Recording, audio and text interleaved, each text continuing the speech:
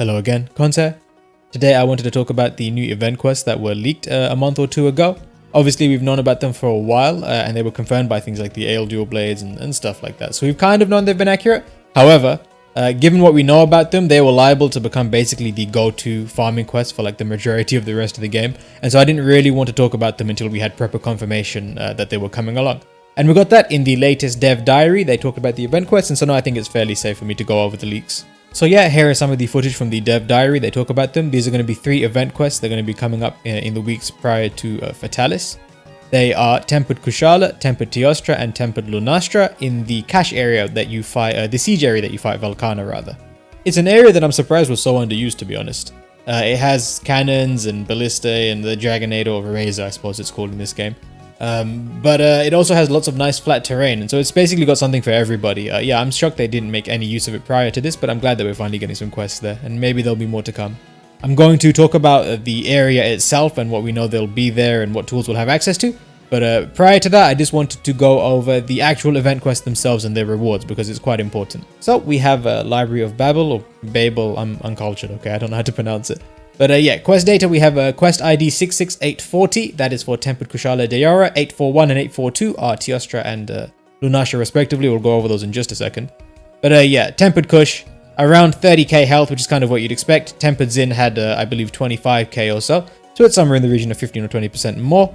The stats, I mean, they're not particularly useful right now. What we are interested in are the quest rewards. What these numbers mean is that we have a guaranteed single drop of 3 sealed Feystones. And then every other roll reward has a 1% chance of being sealed Feystones. And then we also have a separate drop, which is a single sealed Feystone. Each drop has around an 8% chance for that.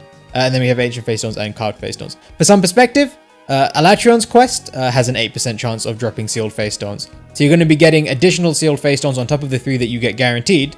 Additional ones will come at a similar rate to the Alatrion quest.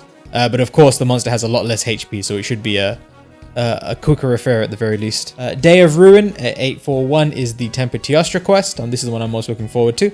Same rewards.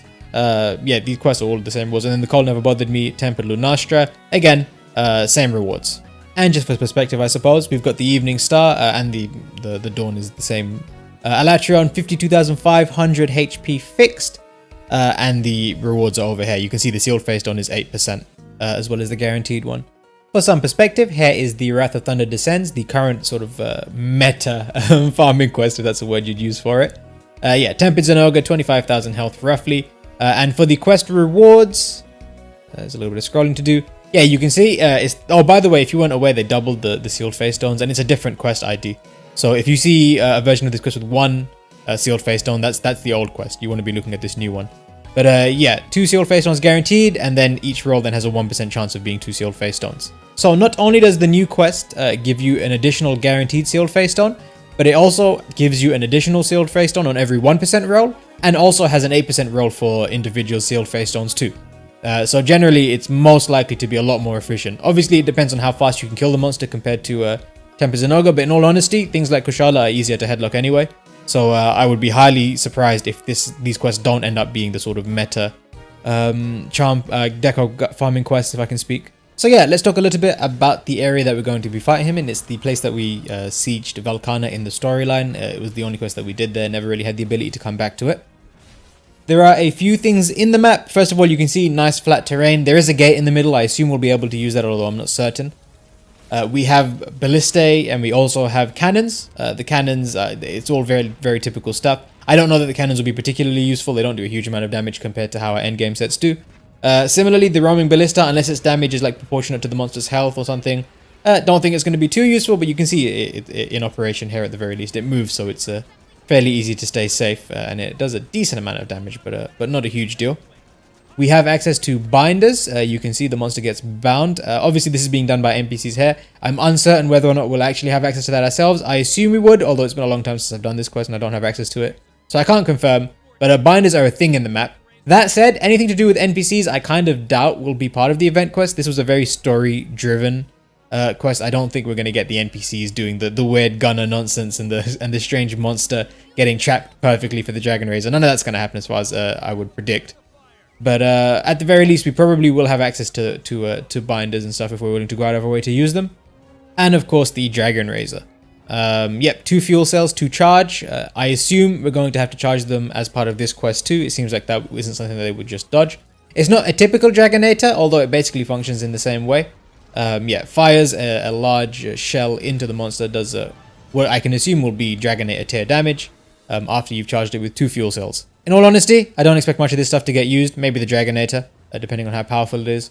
Like, we've done arena quests, nobody uses the cannons or the ballistas there. It's too much of a pain to get around to. And these aren't really any different than regular elders, so I don't predict them getting used, but I thought I'd go over what we have access to regardless, just for anybody whose memory is a little bit fuzzy. And that basically covers everything. There are a few other quests that we haven't gotten yet. Sorry, when I initially recorded this, I hadn't seen the announcement for the event quest, and I was under the impression that they weren't confirmed, but they are confirmed. They are out today. And I can confirm that they give you the exact rewards that we talk about here. So nothing really needs to change, but when I say they're not confirmed or anything like that, just ignore that. Jang does give Astral tickets, for example. I'm going to be covering the event quests today or tomorrow, hopefully, as soon as I can get the video editing done. Yeah, sorry about that. There is a non-tempered Frostfang Barioth that's been predicted that gives you a golden melding ticket, which will be nice for making Kulf parts. Although I assume we're going to get her master rank rare drop as part of the Celestial Prince soon. So that might be a little bit outdated, or rather useless. Mew are number 1. This is also another interesting quest. Tempered Furious Rajang in the arena with additional damage and additional health. In the data mine value, it has around 30,000 health as well, similar to the Elders. 5 cart limit, which isn't something I've seen before. But yeah, it gives you guaranteed Great Spirit Rain gems. It's likely to be a buffed up version of the Tempered Rune and Nergi quest, in the same way that the Tempered Elders are a buffed up version of the Tempered Zinogre quest in terms of rewards. However, this will also be rewarding Astral melding tickets, assuming we get this. Again, we haven't gotten any confirmation and I can't confirm, but I thought I'd mention it while I'm here anyway. Yeah, the Astral melding tickets aren't particularly great. I did a video on them. They're nice for rare 11 decals, so they can be handy for getting stuff like Tenderize plus health booster and that kind of skill, but they're not the rarest 10. They're not going to give you like attack plus or anything like that. And that, I think, covers everything. Do let me know if I missed anything. Hopefully I didn't. But yeah, I hope you have a lovely day, and I look forward to hunting these monsters with you. Take it easy. Bye-bye.